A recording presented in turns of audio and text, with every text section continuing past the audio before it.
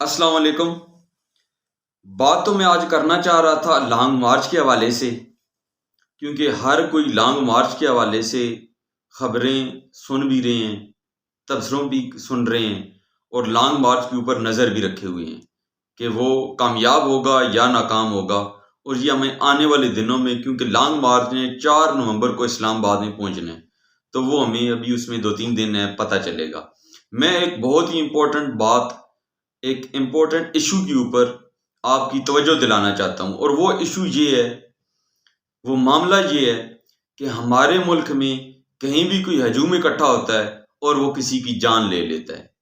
اسی طرح کا ایک واقعہ کل کراچی کے علاقے مچھر کالونی میں پیش آیا، جس میں 2 نوجوانوں کو جو انجینئر تھے ان کو گاڑی سے نکال کر ان کی گاڑی کو جلا دیا گیا، اور ان کو اینٹیں پتھر مار مار کر ایک ہجوم ان کو پتھر مار رہا ہے، وہ معافیاں مانگ رہے ہیں، ہاتھ جوڑ رہے ہیں، اور ان کو لہو لہان کر کے ان کی جان لے لی گئی، یہاں تک کہ وہ مر گئے، پھر بھی اوپر پتھر برساتے گئے، اینٹیں مارتے رہے، اور ان پر الزام یہ تھا کہ یہ بچے اغوا کرتے ہیں۔ کوئی بچہ اغوا ہوا تھا؟ نہیں، الزام تھا۔ تو ہمارے معاشرے میں ایک بات یہ کی جاتی ہے کہ ہمارے ملک پاکستان میں قانون کی حکمرانی نہیں ہے۔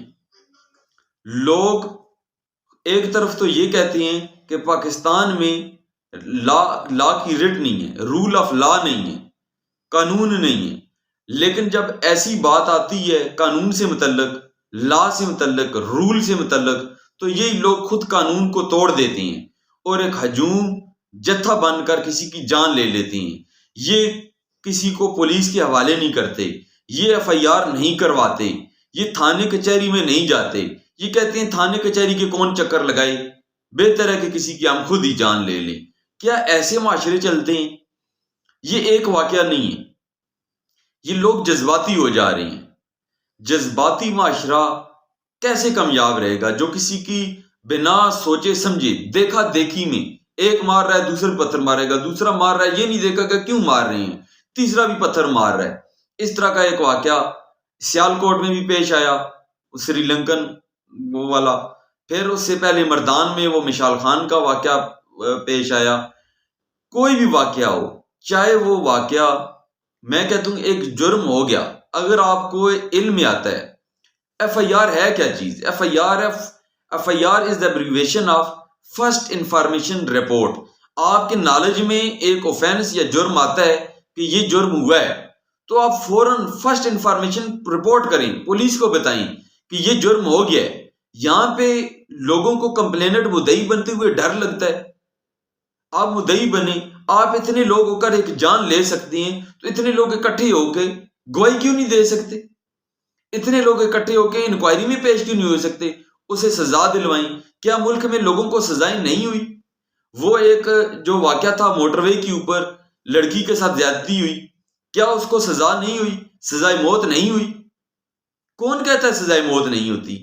راولپنڈی میں ایک بندے نے گستاخی کی تھی آپ صلی اللہ علیہ وسلم کی شان میں، اس کو سزائے موت ہوئی ہے، ابھی یہ کچھ ٹائم ہی گزرا ہے۔ تو عدالتیں سزائیں دیتی ہیں جہاں پر گواہی دی جائے، جہاں پہ کوئی مدعی ہو، بجائے اس کے کہ آپ ملک میں رول آف لا کی رٹ قائم کرنے میں اپنا ایک رول ادا کریں۔ یہ کام صرف اداروں کا نہیں ہوتا، یہ کام ہر کسی کا ہے۔ اداروں کو کیسے الہام ہو جائے گا کہ کسی نے کیا کچھ کیا ہے؟ اس کو کوئی جا کر بتائے گا، کوئی گواہی دے گا، وہ دیکھیں گے کہ یہ گواہی ٹھیک ہے، یہ بندہ ٹھیک کہہ رہا ہے، تو اس کو سزا ہوگی۔ لا موجود ہے، قانون موجود ہے، آپ اس کی جان خود لے لیتی ہیں، تو پھر اس میں کیا صداقت ہوگی؟ کس طرح پتہ چلے گا کہ اس نے یہ جرم کیا تھا بھی یا نہیں کیا تھا؟ اس نے کیا تھا یا نہیں کیا تھا، لیکن آپ نے ایک جان لے لی۔ جو کام ریاست نے کرنا تھا وہ آپ نے کر دیا، آپ خود اپنے آپ کو ریاست بنا رہے ہیں۔ تو خدا را ایسے واقعات جو بڑھتے جا رہے ہیں، ان کے اوپر تمام لوگ سوچیں۔ میں سمجھتا ہوں یہ لانگ مارچ سے بہت بڑا واقعہ ہے کہ ہمارا معاشرہ کس طرف جا رہا ہے۔ اس طرف تھوڑی سی سب کو توجہ کرنے کی، ہر صوبے میں ہو رہا واقعہ، اور ہر 2 ماہ بعد 3 ماہ بعد ہم سنتے ہیں ایک ہجوم اکٹھا ہوا، کسی کی جان لے لی، ہجوم اکٹھا ہوا، جان لے لی۔ مجھے یہ بتائیں، ایک باثر بندہ وہ تو کسی کی بھی جان لے سکتا ہے، کوئی MLA MP ہے، جاگیردار ہے، وڈیرا ہے، وہ کسی کے اوپر کوئی الزام لگا دے کہ یہ اس نے یہ اوفینس کیا، لوگ اکٹھے ہو کر جان لے لیں گے اور وہ اپنے مقصد میں کامیاب ہو گیا. تو یہ ایسے واقعات بھی کوئی کسی کے اوپر الزام بھی تو لگا سکتا ہے. تو کیسے پتہ چلے گا کس نے الزام لگایا یا یہ سچا ہے؟ وہ شہادتوں سے پتہ چلتا ہے، کوئی گواہی دینے سے پتہ چلتا ہے. اسی لیے قانون بنا ہوا ہے کہ دیکھا جائے، اس کی وراسٹی کو چیک کیا جائے کہ صداقت اس میں کتنی ہے. تو خدا را ایسے واقعات کو کنڈیمڈ کریں، مذمت کریں، لوگوں کو بنا کریں، ایسے ہجوم کا حصہ نہ بنیں. بلکہ اگر کوئی آپ کو ایسا مجرم نظر آتا ہے کہ اس نے ایسا کچھ کیا ہے تو آپ اس کو پکڑ کر پولیس کے حوالے کریں. ادارے موجود ہیں. اگر آپ کو کسی کی جان لینے کے اوپر آپ تیار ہیں، اس کے لیے آپ کے پاس ٹائم ہے، تو آپ گواہی دینے کے لیے آپ کے پاس ٹائم کیوں نہیں ہے؟ پھر لوگ کہتے ہیں جی کون جائے عدالتوں میں. بھائی آپ جائیں، سزائیں بھی ہوتی ہیں. جب آپ کے پاس ایویڈنس ہوگی تو عدالتیں تو سزائیں دیں گی.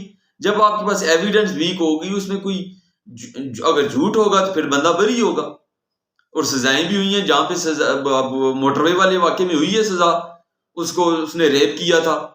پھر آپ دیکھ لیں، اسی طرح آپ گوگل میں چیک کریں جن لوگوں کو آپ صلی اللہ علیہ وسلم کی شان میں انہوں نے گستاخی کی، ان کو سزائیں ہوئی ہیں. راولپنڈی میں بھی ہوئی ہے. تو خدا را ایسے واقعات کو مذمت کریں، خود قانون کو اپنے ہاتھ میں نہ لیں. اور اب میں یہ کہوں گا کہ یہ جو واقعہ ہوا ہے اس میں ملزمان گرفتار ہو چکے ہیں. سندھ حکومت نے، سندھ پولیس نے ملزمان کو گرفتار کر لیا ہے، اور امید ہے کہ اس پورے واقعے کی مکمل انکوائری بھی کریں گے اور اس میں جو ملوث لوگ ہیں ان کو قرار واقعی سزا بھی دیں گے. Thank you very much.